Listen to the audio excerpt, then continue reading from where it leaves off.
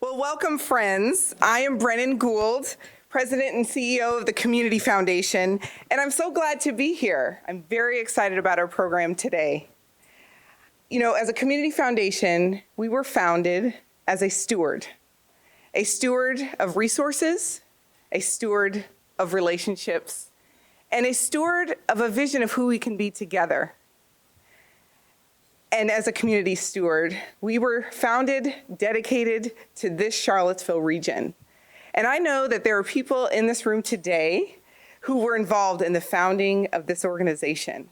And there are people who played a key role in critical moments of our growth in our history.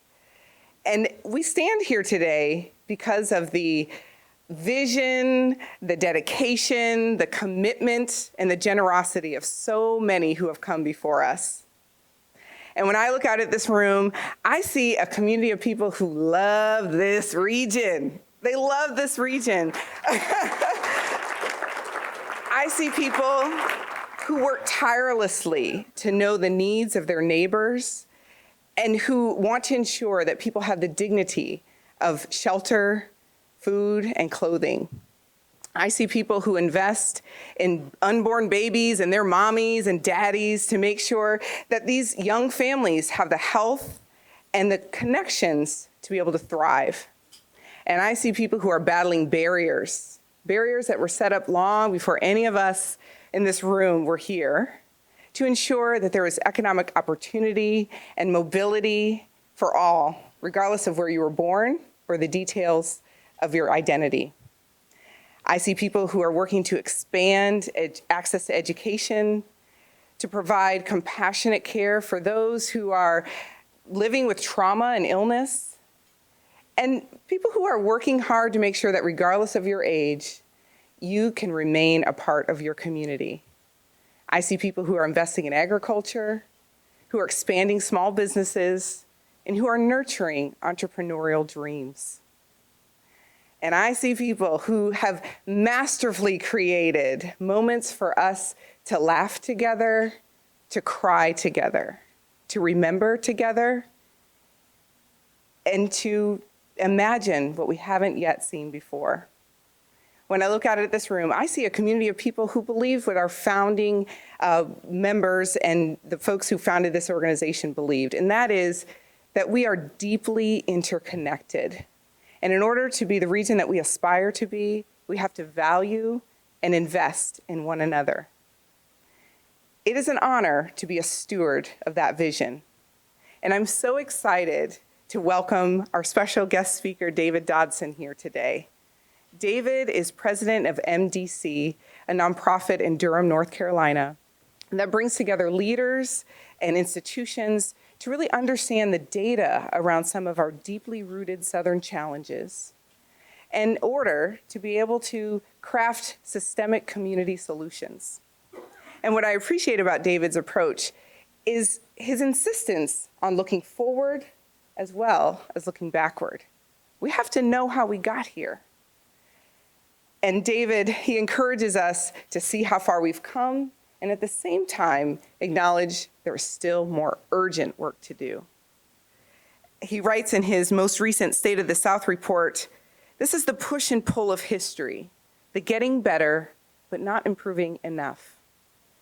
Also in his report, David identifies what he calls the three lenses through which we can look at our past and our future. The lenses of belonging, thriving, and contributing. And David is going to speak to those lenses this morning. And I hope that they will help us both see ourselves more clearly, as well as imagine our future together boldly. It's my pleasure to welcome David to the stage.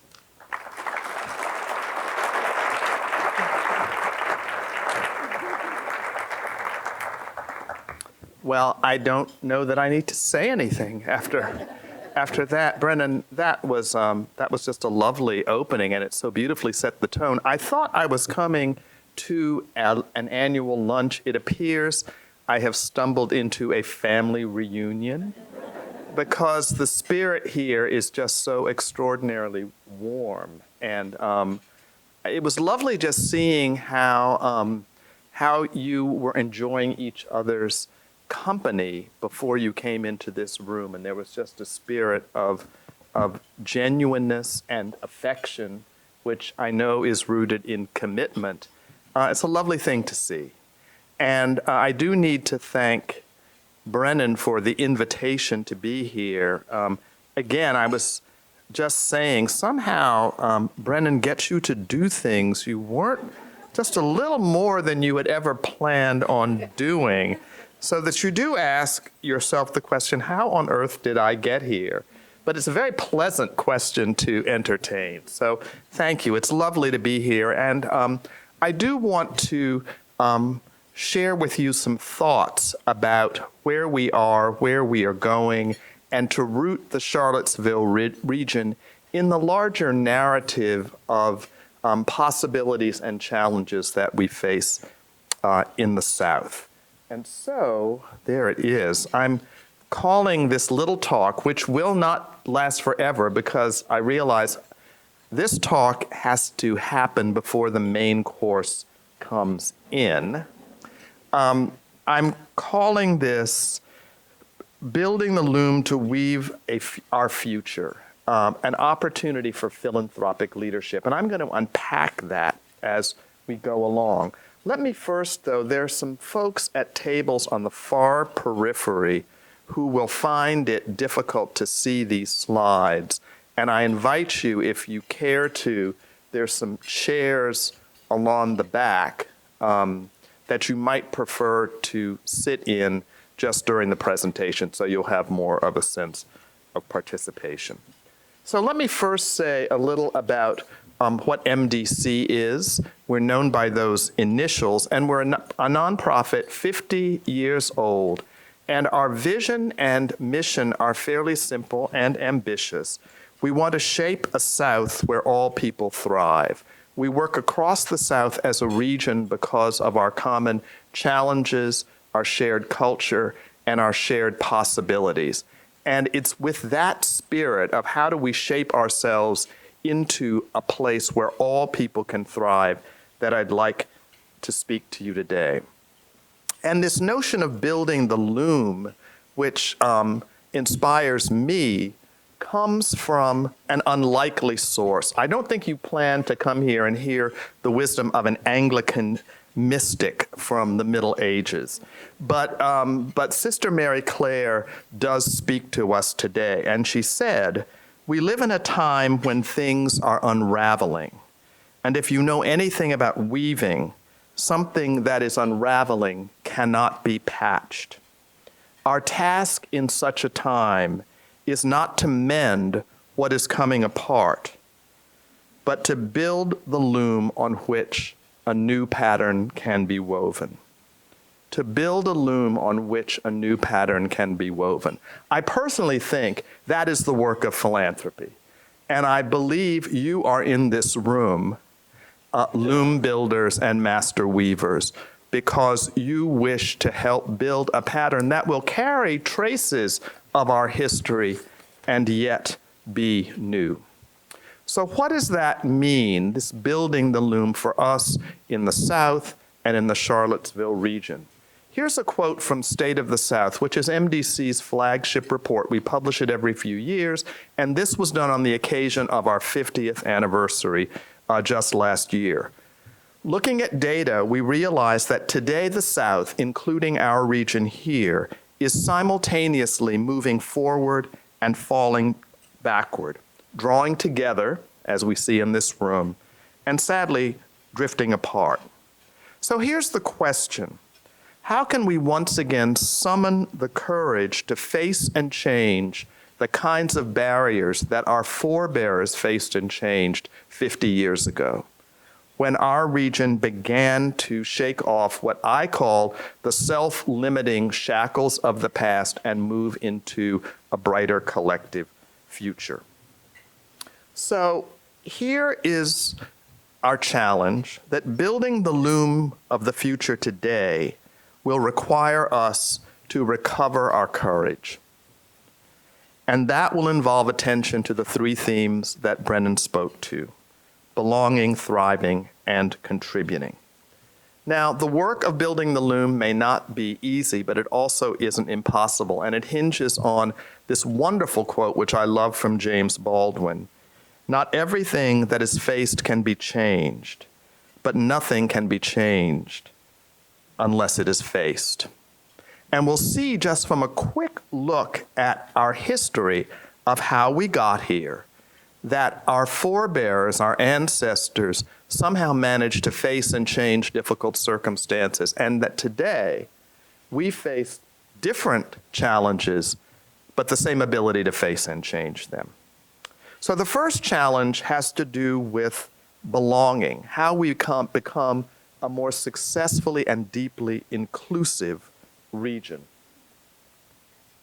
50 years ago, we faced some profound challenges to belonging, as you see, and we managed to address them.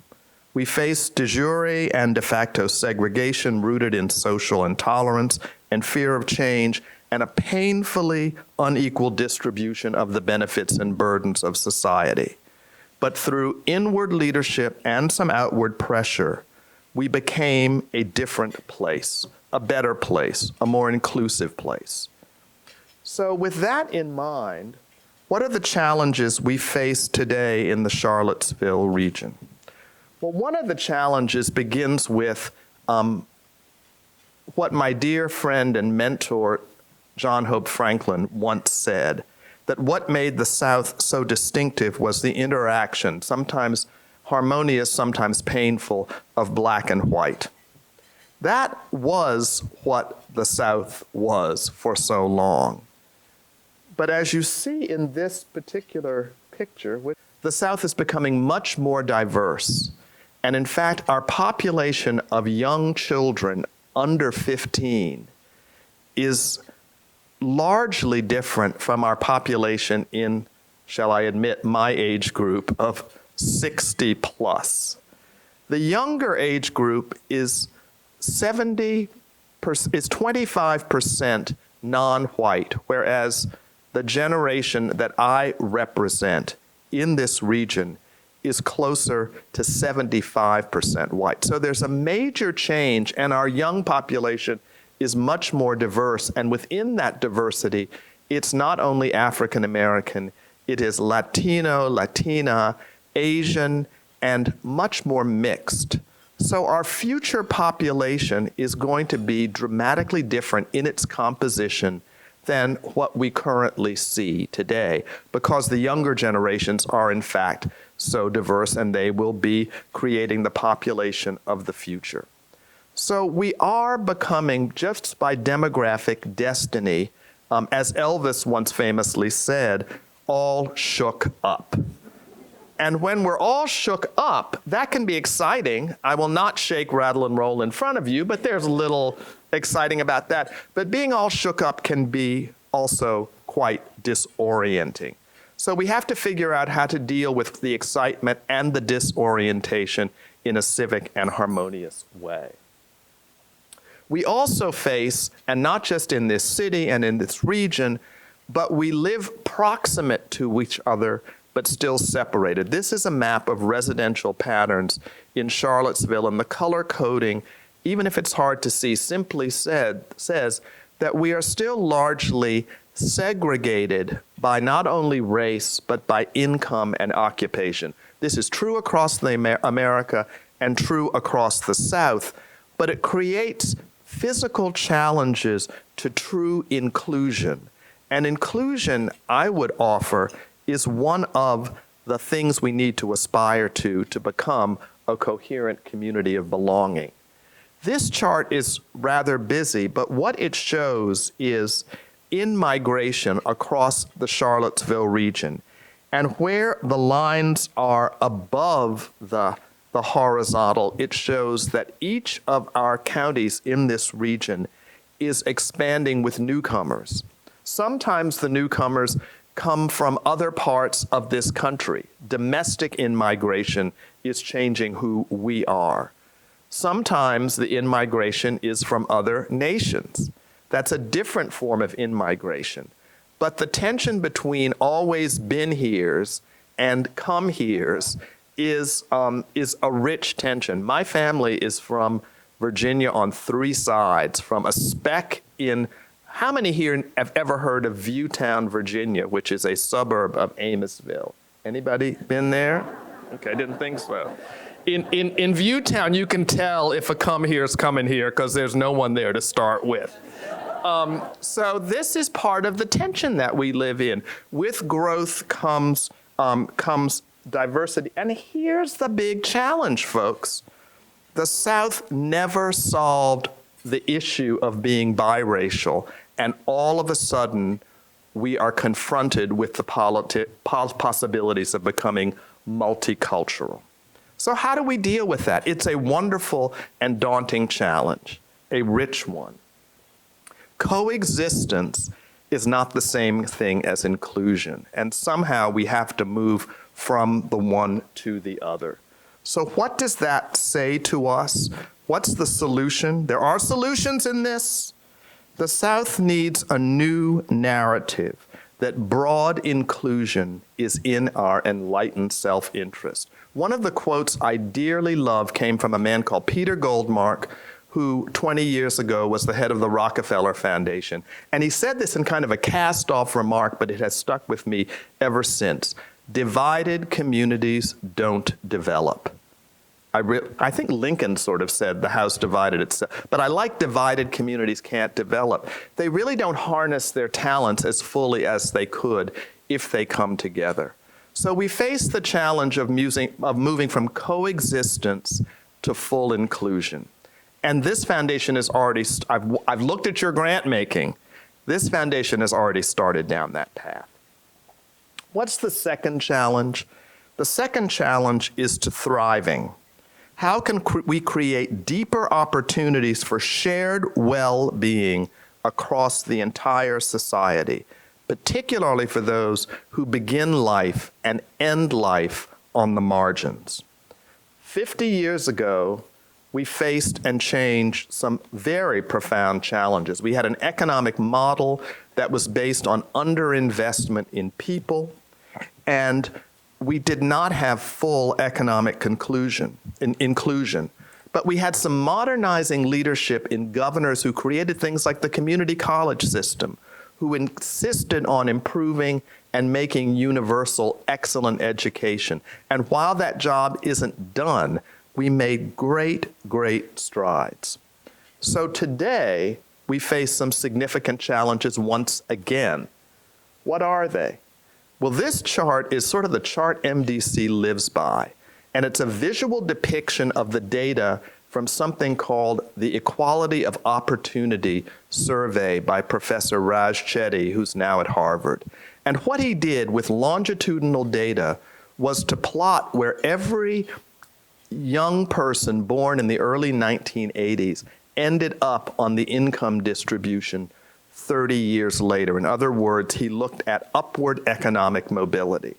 And what this chart shows is, where it is red, the likelihood that a child born in the bottom 20% of the income distribution could get to the top 20% was most compromised. Now that's the Horatio Alger story from the bottom to the top, but it also is a proxy for the American dream. And this chart, when I first saw it 5 years ago in the New York Times, really struck home, because what it says is, in the American South, and we're in there, you're trying to creep out of it, but you still are in that little bit of red. The American dream is more compromised for people born who start life at the bottom than it is in any other part of the country. That is a fact. That opportunity and mobility are place-based and place-conditioned. If a child growing up in the bottom in Charlottesville, in this region, were to move to Seattle, which is nirvana, it's green, it's good, it's out there, their mobility prospects would improve. So there's something about place. And I'm not just talking about the Charlottesville region, I'm talking about Durham, where I live. I'm talking about Athens, where the University of Georgia is. We're talking about Charlotte, we're talking about Nashville. There's something about place that creates limitations on the ability of people to thrive if they're born at the bottom, and that is a challenge. That's one challenge. Now, the good news is, this is a great news. Are you ready for some great news? About time, you say. Where is the great news? This is great news. Other longitudinal data, this time from the Pew Charitable Trust, show that if a person born at the bottom of the income distribution gets a post-secondary credential, something after high school, their odds of mobility change dramatically. This is what, on the left, the chances of moving from the bottom to the top look like if you're born at the bottom and don't get a post-secondary credential. On the right is what the odds are of getting to the bottom and the top if you do. I don't know about you, but I have rarely seen numbers this dramatic and transformative. Getting a post-secondary credential in America just doesn't allow a person to beat the odds. It decisively changes the odds for whole populations. Education is salvation. It's nice to be in UVA and sort of be able to say that. It changes the odds that people can attain the American dream. Now, we should ask, how many of us are and are not on the path to a post-secondary credential? But we know what success should and can look like. Now, I cannot leave you with only good news. That would not be my job, because you'd walk home satisfied and say, I'm going to close my donor advised fund, which we don't want. The fact is, and what this chart basically says is, attainment, post-secondary attainment, is still uneven by race and income. We know that. So if we believe that mobility is a problem, is a contradiction to the American dream, and if we know that a post-secondary credential is salvific, is existentially powerful, then we have to work on making sure the pathways to that credential are uniform and not divided. So that's our challenge. Another challenge we face in thriving is one that's sort of hidden. We don't hear about it often, and it's described in this slide on the numbers on the right. Fully 1/3 of households in this prosperous region, where unemployment is lower than it is in Virginia and in the United States, fully 1/3 of households in the greater Charlottesville region live in what's called liquid asset poverty. That means they have insufficient liquid assets to carry them through 3 months of normal expenses were their income interrupted.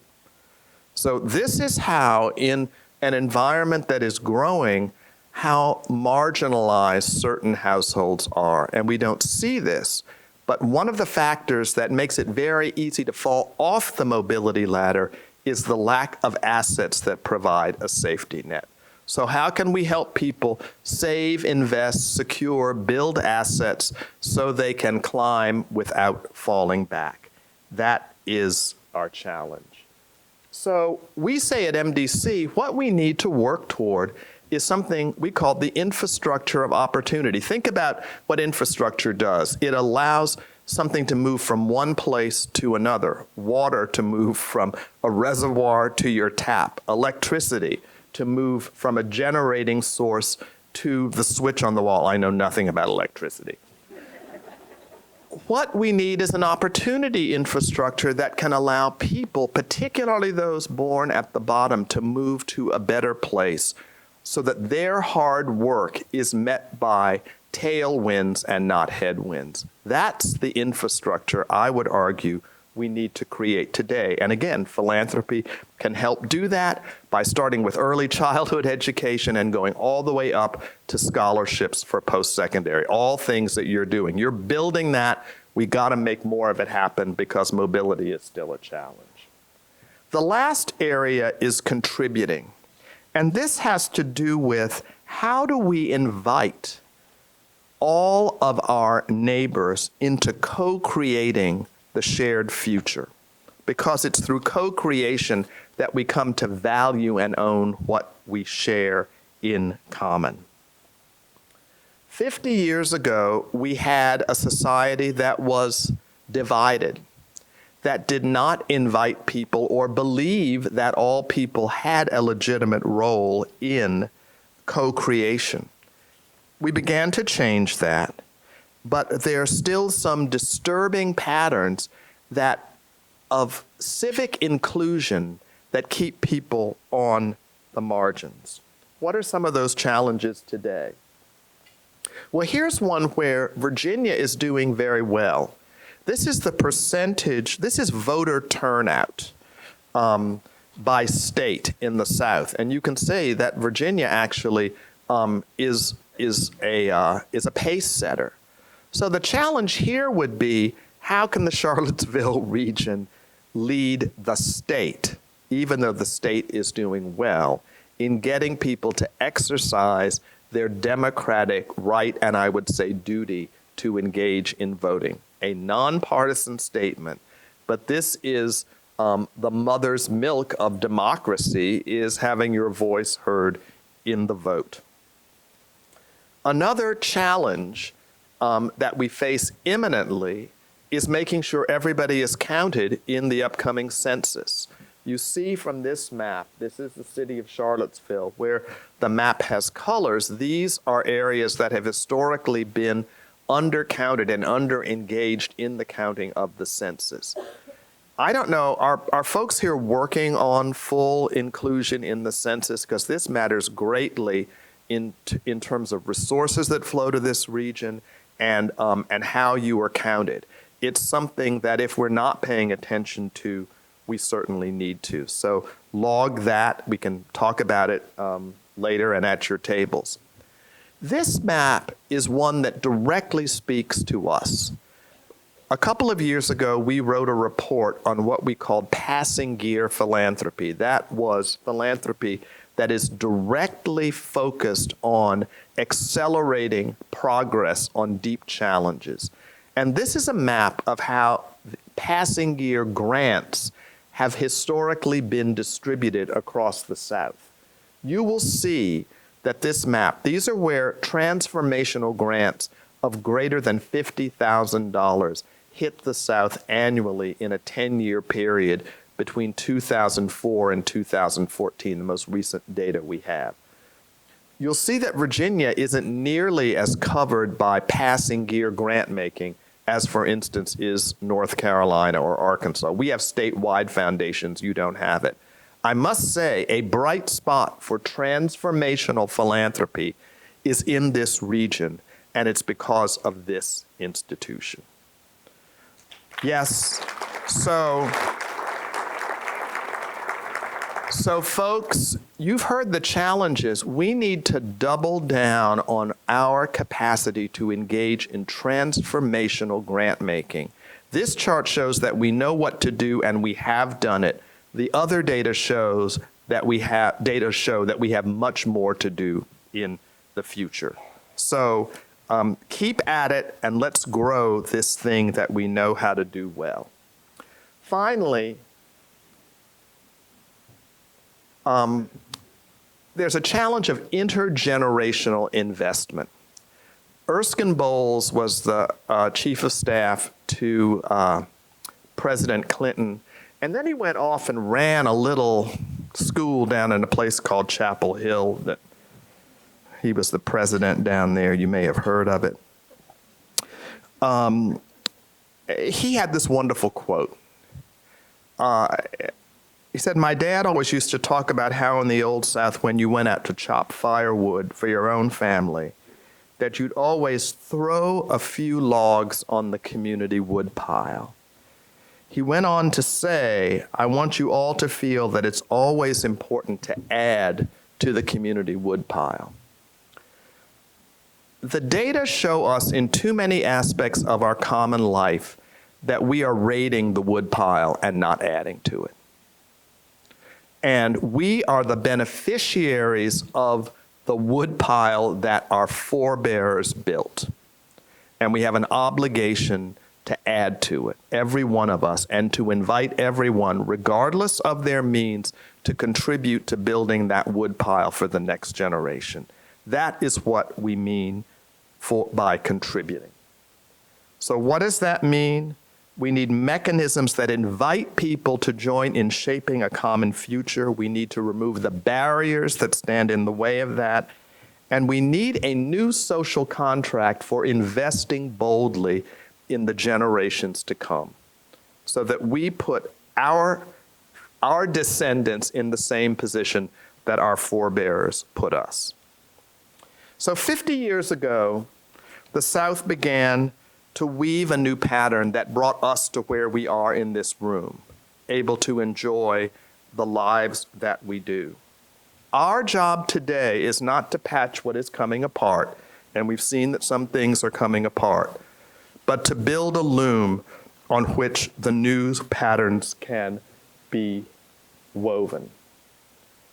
Building that loom, I believe, is a job for philanthropy. That is what you do every day. And not just for philanthropy in general, but for certain kinds of philanthropy. This is really the last slide I want to share with you. Philanthropy can do a number of things. And if you look at the second column here, philanthropy can address immediate need through charitable relief, very important. Philanthropy can maximize human potential by things such as libraries and scholarships, helping people to move up that ladder. Philanthropy also can work to dismantle the structures that no longer operate to advance shared well-being. It can engage in supporting reform. Philanthropy can foster civic engagement so that community is built. And finally, when our relationships become frayed and disharmonious, philanthropy can act to close the divides that in fact threaten human society. I bolded those last three areas because I think in this day and time, we probably need more of the bottom three traditions in order to construct our loom. Now, I went to divinity school, so I had to open with Sister Mary Clare, and I will end with, if not a theologian, a Roman historian, just because this is Charlottesville, you have to be kind of academic. And I love this quote. It's from Tacitus, who said, "Patriotism is worthy competition with our ancestors." Our ancestors enabled every one of us in this room to get where we are today.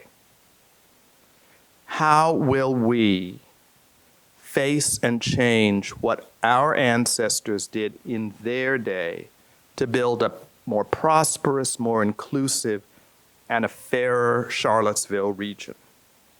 This room is full of loom builders, right?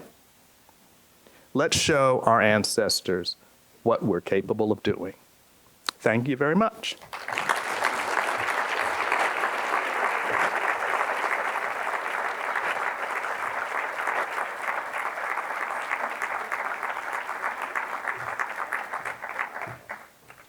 Thank you, David, so much. I just am always inspired by your wisdom. I thank you so much for just enlightening us with the lenses of belonging, thriving, and contributing. Your main dish is going to be served soon, I promise you.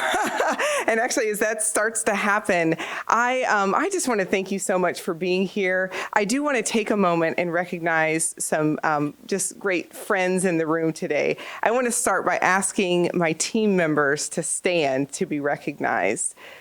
Yep, I'm doing it.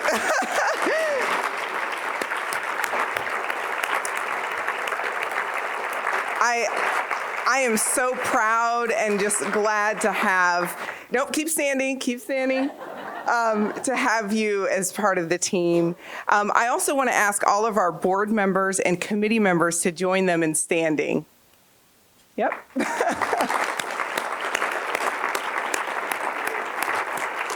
Great. And I want to thank all of you for just your counsel and support. And I especially want to thank Jay Kessler and recognize him, our board chair, who has provided tremendous leadership to the foundation over the last couple of years. Thank you so much, Jay. Okay, you can have a seat. And then finally, I do want to thank our sponsor, our very generous partner for this event, Wells Fargo. They've been a longtime sponsor of the annual luncheon. We're so glad to have your partnership this year.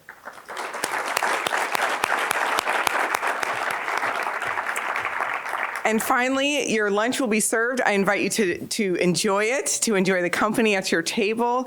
And this really concludes the formal part of our luncheon program. So please mingle, have a great time, and thank you so much for being here.